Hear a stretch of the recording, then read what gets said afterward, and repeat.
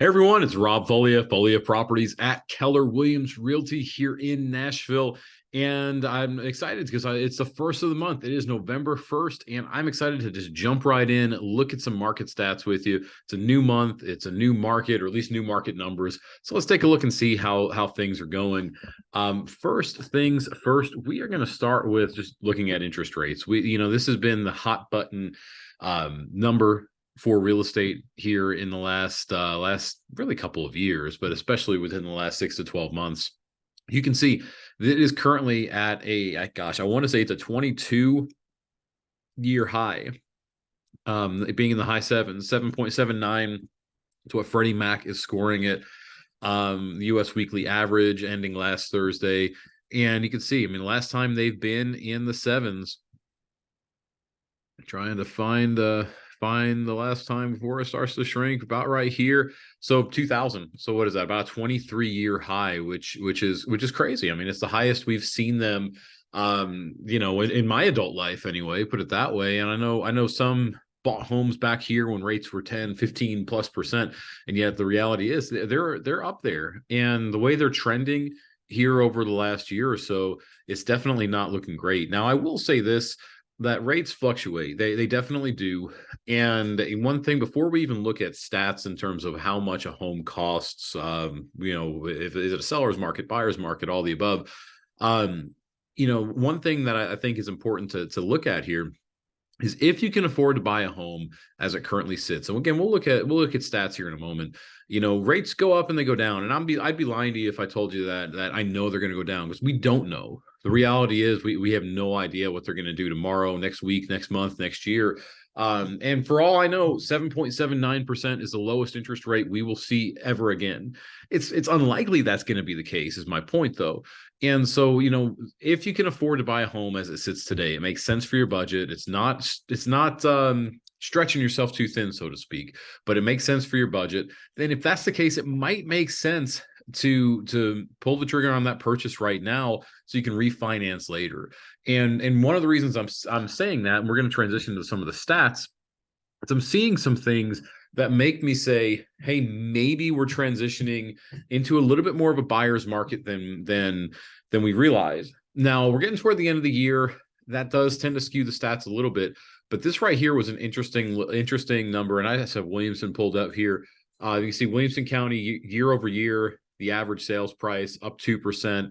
But one that was really kind of triggering for me, made me start to say that, is Rutherford County. The average sales price for Rutherford County is actually down 1.9% year over year. And this is after that peak that we saw at the beginning to middle of last year. So meaning, we saw that peak. If you go back and watch any of my old videos, or if you're a regular viewer of the videos, I appreciate that. And yet if you are, then you likely saw that I was saying beginning of this year, we're going to see some months where it's a negative trend, like this minus 2% or 1.9%. We're going to see some months that are like that, simply because, this peak right here, it would not be sustainable to see growth over that. Now, at the same time, you can see right here, well, I guess there was a slight increase right here from September to October of last year. The reality is, toward the end of 2022, because rates had gone up, it caused prices to drop from beginning to the middle of last year. Point being that we've gotten past this hump, and now we're seeing either a negative trend here in Rutherford County. You saw Williamson a moment ago where it was up just a little bit, 2% year over year. Let's just pull up Davidson, up 3.6%, so a little bit more. And yet at the same time, you can see it's even right here.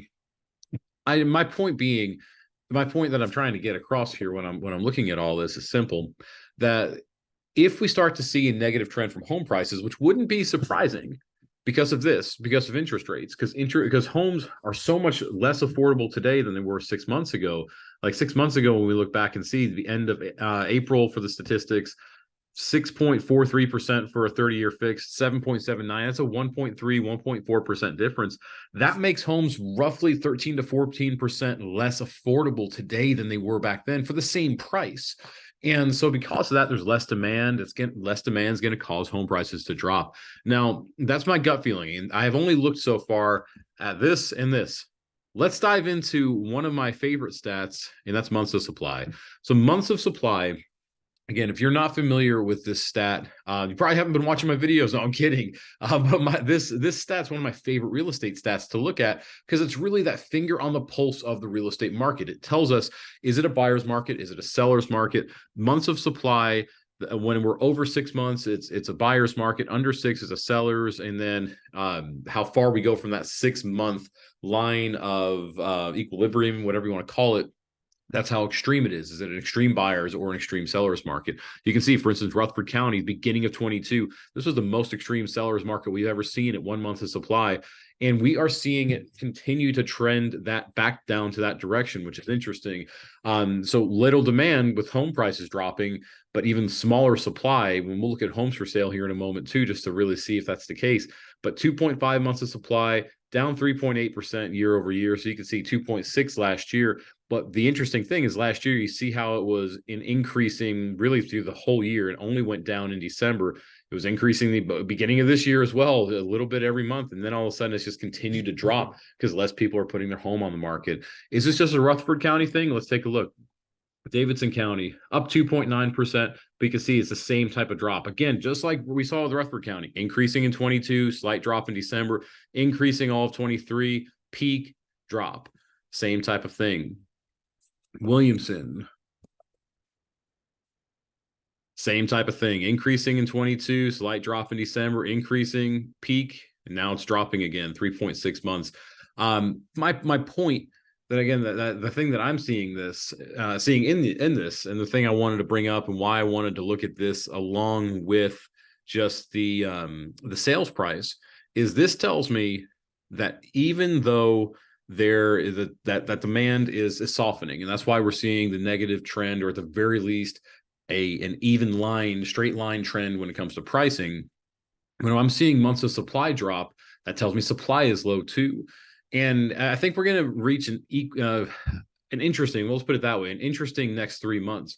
So just say January, February of 2024 come, and we are at, let's just look at this, homes for sale. If this doesn't go up, the amount of homes for sale doesn't rise, then we're still in this weird market. And if this stays the same, because this might change, this might go up, might go down, it might stay the same, we don't know.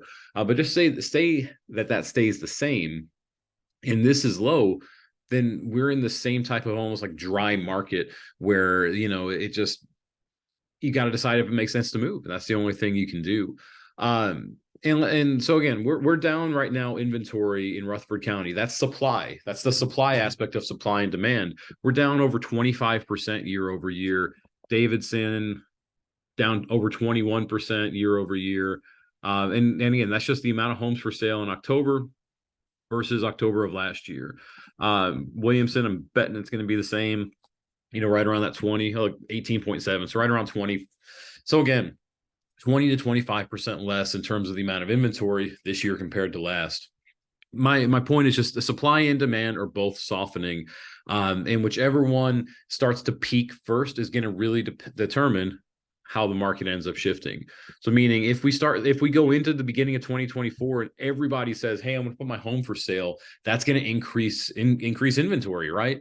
And if it increases inventory and demand has not been increased because this is still the same, then all of a sudden we reach a situation where it's a buyer's market. There's more inventory, less demand.